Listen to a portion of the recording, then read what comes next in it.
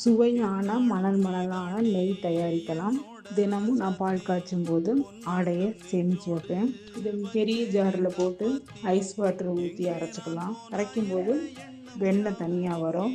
அந்த வெண்ணெயை எடுத்து அடுப்பை பற்ற வச்சு வடச்சட்டி அடுப்பில் வச்சு அதில் அந்த வெண்ணெயை போட்டு நெய் உருக்கலாம். கரண்டியை போட்டு கிண்டிகிட்டே இருக்கணும். பொங்கி வந்துடும். கிண்டிகிட்டு இருக்கும்போது நெய் பிரிஞ்சு வெளியே வரும். அந்த பால் துகள்கள் தனியாக பிரிஞ்சு வரும். அதுக்கு 2 ஸ்பூன் தயிர் ஊற்றிக்கலாம். கொஞ்சம் நேரம் கழித்து நெய் தனியாகவே பிரிஞ்சு வந்துடும். எங்கள் வீட்டில் நெய் முறிக்கிறதுக்கு முருங்கைக்கீரை போட்டால் அந்த டேஸ்ட்டு எங்கள் வீட்டில் உள்ள பிள்ளைங்களுக்கு பிடிக்கும்.